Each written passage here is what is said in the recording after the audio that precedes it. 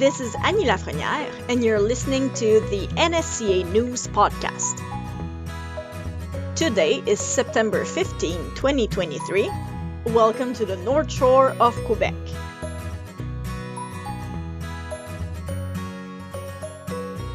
We are checking in with Tristan Ellis, Baie-Comeau High School's principal.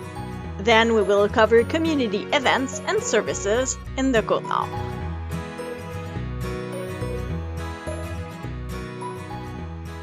I'd love to introduce Tristan Ellis, the principal of Baie-Comeau High School. I would love if you could start just by telling us a little bit about how the back-to-school transition has been for you in this first week and a bit. You caught me off guard there already. I should have been prepared for that one. The transition back to school has been very exciting. We are short 2 teachers after the first week, and we have all hands on deck scrambling to fill holes. It's fascinating. It's in so many ways, it's a year I'm really looking forward to. We have fantastic mental health programs that are already taking off.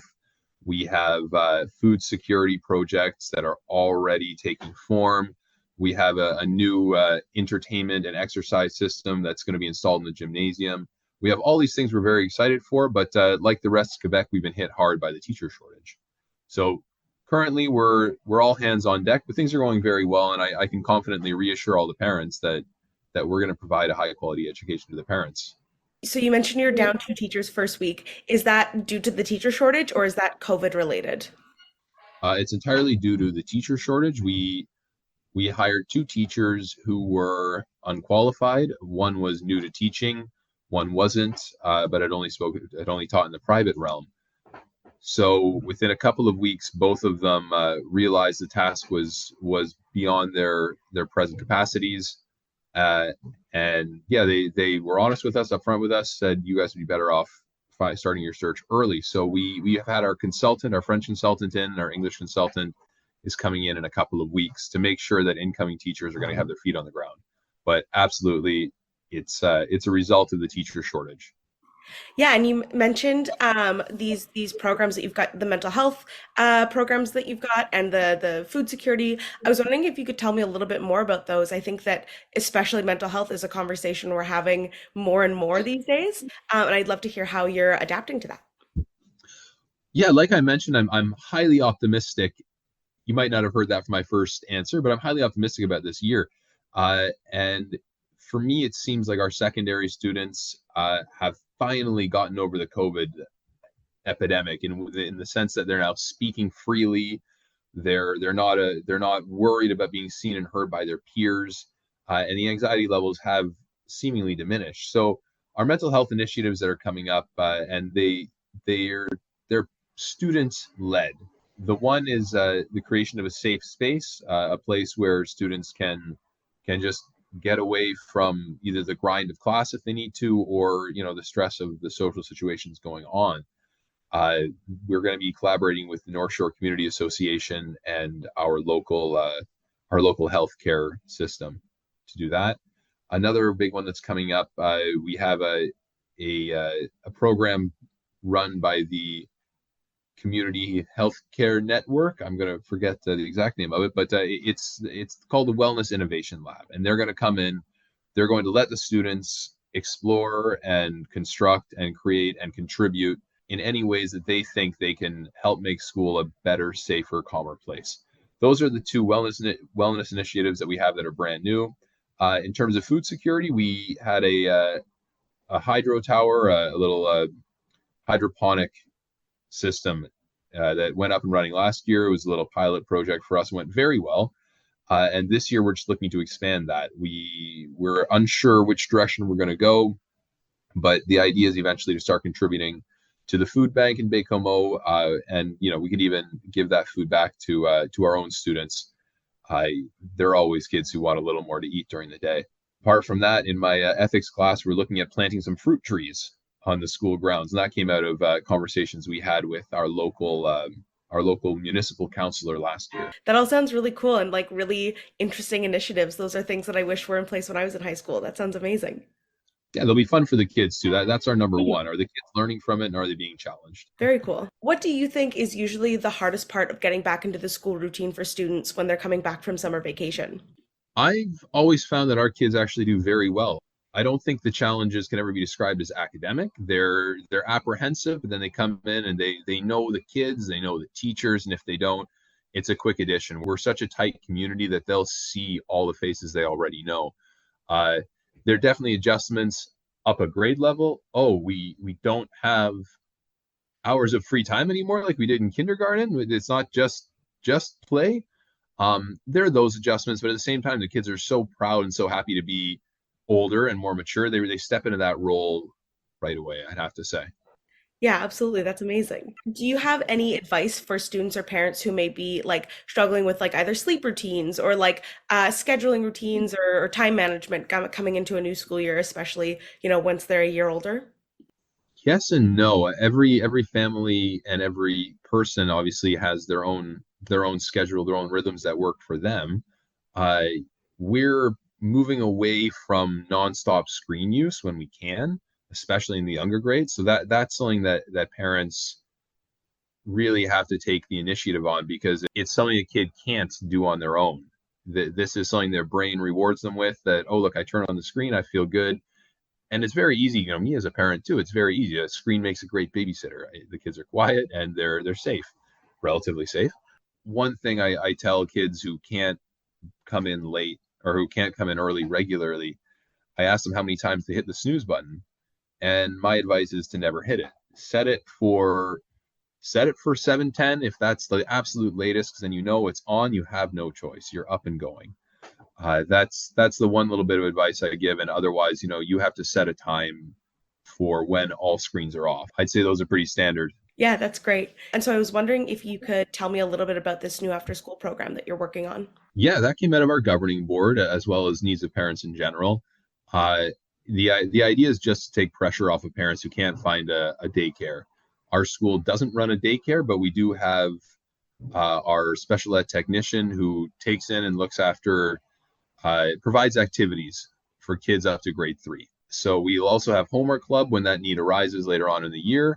But for now, that's it. There are so far between 6 and 10 kids every night who come. They do art, they play in the park, they're entertained, and they're learning. So hopefully we're going to keep that going 4 days a week. And it's just a great chance for parents to have that extra time for their work or for their home lives. Yeah, and is this program like provided through the school? Is there like a fee associated with it? Is it for everyone? Yeah, we're improvising right now. There is a fee associated with it. It's slightly less than daycares would charge, and our idea is if there's an excess of it, that money will get filtered back to the parents. And if there's a shortage of money, we're going to pay the difference to the school. We're not making a profit off of this. That was never the purpose, and it's not something we need either. That sounds like a really fun initiative and like such a way to make things more accessible for parents. I think those are pretty much all of the questions I wanted to ask you. I just wanted to kind of get a feel for what the school year is going to be like. You mentioned that you're feeling optimistic about the school year. I'd love to know what you're most excited about going into this school year. Having a full roster of teachers, but not being cynical about it, I'm really excited for something we're having installed called the Lou system. It's a giant projector in our gym, and I did mention we're trying to move away from screens. This is a little more than that, though. It's if you can imagine an Xbox Connect, it's a big screen, and the kids can interact with what's going on. So, they can throw dodgeballs at flying saucers. They can go on sort of adventures in other classes as well in this. So it's going to take up a big part of our wall, and it's just helping our school hopefully attract people and also just bring us up into the 21st century. That sounds like so much fun. I'm sure everyone's very excited about that. Well, like I said, that was pretty much everything I wanted to ask, but I really appreciate you taking the time to chat with me today. Thank you so much.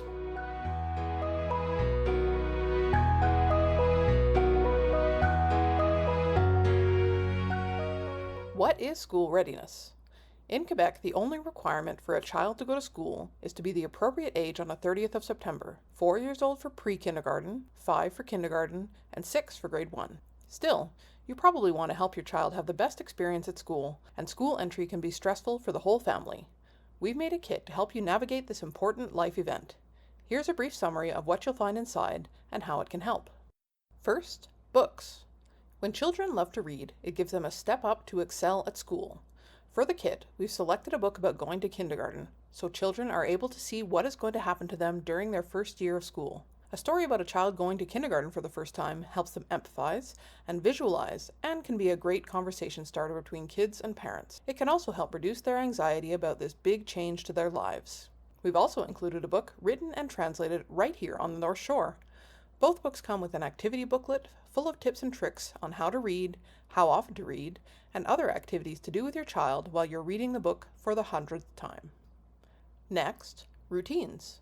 While in school, your children will have routines. They will have to do certain things in a certain order every day in school. If children are already familiar with routines, it will be easier to adjust. We've included a Welcome to Kindergarten magazine from Naître et Grandir that is full of helpful routines and testimonials from parents going through the back-to-school process for the first time with their families.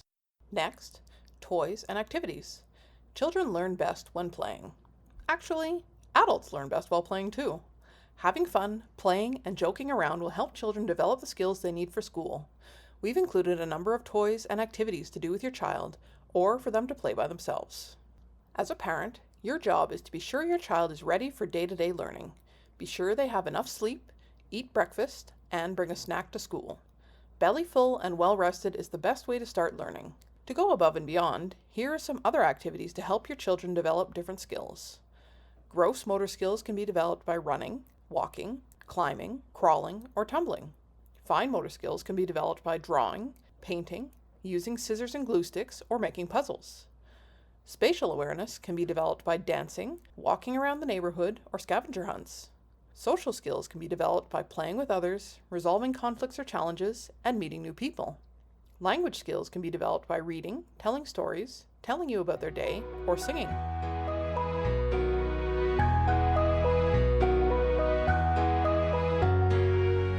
Our SHARP sessions, or Services for Healthy Aging in the Right Place sessions, are starting up again on September 20th at 10 a.m.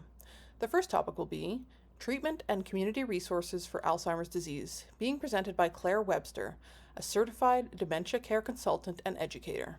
She is the founder and president of Caregiver Crosswalk Incorporated, a consulting firm that provides education and support services to help individuals navigate the journey of Alzheimer's disease and dementia-related illnesses. She is also the founder of McGill University's Dementia Education Program. As a former care partner to her late mother, who had Alzheimer's disease, Claire has lived experience on the impact this illness has on a person living with dementia. You can register with Natalie in Baie-Comeau for a group viewing. You can also register yourself to watch online at home. Mark your calendars for the NSCA's annual general meeting, taking place in Sept-Îles on September 23rd at 11 a.m. in Musée Chapoutin, 290 Boulevard des Montagnes. Please contact the NSCA to RSVP. On September 24th at 10 a.m., join Amber in Paul Cartier in the public library Le Manuscrit for a delicious apple story time. Contact the library to register. On Friday, September 29th, at the Queen Elizabeth High School in Sept-Îles, all young adults are invited to a neon party. Contact Alicia for more details or to register before September 22nd.